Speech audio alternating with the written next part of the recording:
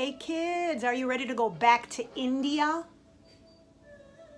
and see what Jack and Annie are doing with this tiger? They just released him from a trap. Do you remember that? If you don't remember, go back and listen to the last video, chapter 7. Chapter 8, I know it's not in the beginning. There are 10 chapters. So if I want to look for 8, am I going to start here? It'll take me all day. I'm going to clunk in a little bit. About right there. That's 6. This is 7. Chapter 8 is Wonder Dog. Who's the Wonder Dog? Jack and Annie's little dog. Okay. The huge tiger limped closer and closer to Jack and Annie. Jack clapped his hands. "We come in peace," he shouted. But the tiger didn't turn away.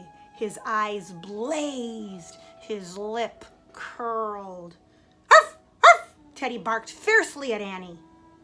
Teddy says, "Run and hide," said Annie. She grabbed Jack's hand and pulled him over to the bank. The bank is the edge of the river. "Wait, what about Teddy?" he cried. "Don't worry," Annie said. She pulled Jack down behind the black rock. "What about Teddy?" Jack asked again. "He's okay. He told me," said Annie. Jack heard Teddy's bark turn to fierce growls. "Arf! Arf! Arr! Arr!" The growls grew louder and louder. "Arr! Arr!"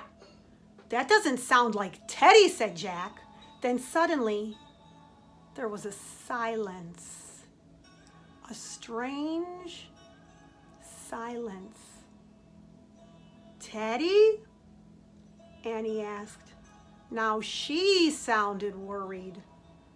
Annie raised her head. She and Jack both peered over the rock. Teddy stood tall and brave in the grass. The tiger was limping away. He disappeared between the trees. How did Teddy do it? A great big tiger and little bitty Teddy. He really is a wonder dog. A little dog scared away a ferocious tiger. All the forest seemed to hold its breath until Annie broke the silence. "Teddy, you're a wonder dog," she said. The langurs clapped and jumped up and down. "Arf! Arf!" Teddy was just like a small scruffy dog again. He wagged his tail and ran to Annie and Jack. Annie scooped him up into her arms. "You saved us," she said. "How did you drive away that tiger?" asked Jack, rubbing Teddy's head. "Did you turn into a wild dog?" Teddy just panted and licked them both. Jack pushed his glasses into place and looked back at the forest. "Well, I guess we won't be getting a thank you gift from that tiger," he said. Annie laughed. "I guess not," she said. "I wonder where our gift is. And I wonder where the tree house is," asked Jack. Kat and Co chattered at Jack. Then they bounded down the bank, waving their arms. "They want us to follow them again," said Annie. "Come on." She and Jack grabbed their things off the rock. They hurried down the stream after the langurs. The water shimmered in the early light. Silverfish leapt into the air. Teddy bounded ahead with Kat and Co. Soon they disappeared around a bend. Jack and Annie followed them.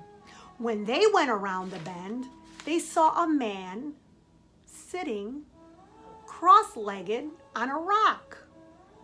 The langurs sat close to him. The man's eyes were closed. He had long white hair and a long white beard.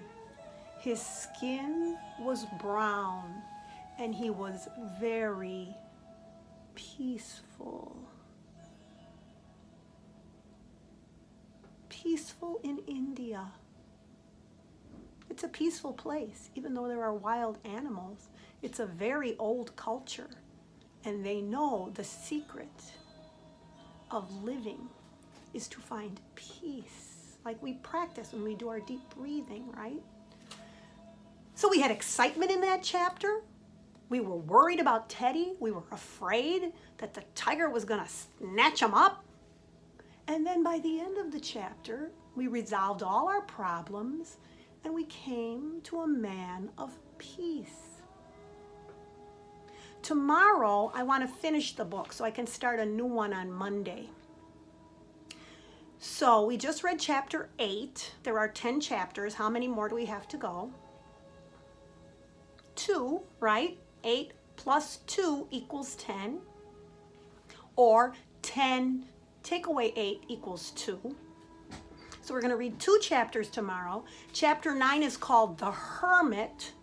A hermit is somebody who takes himself away from the world, away from society, and decides to live a solitary, solemn life of peace. That's probably the guy they saw, especially since those were the last sentences before that chapter.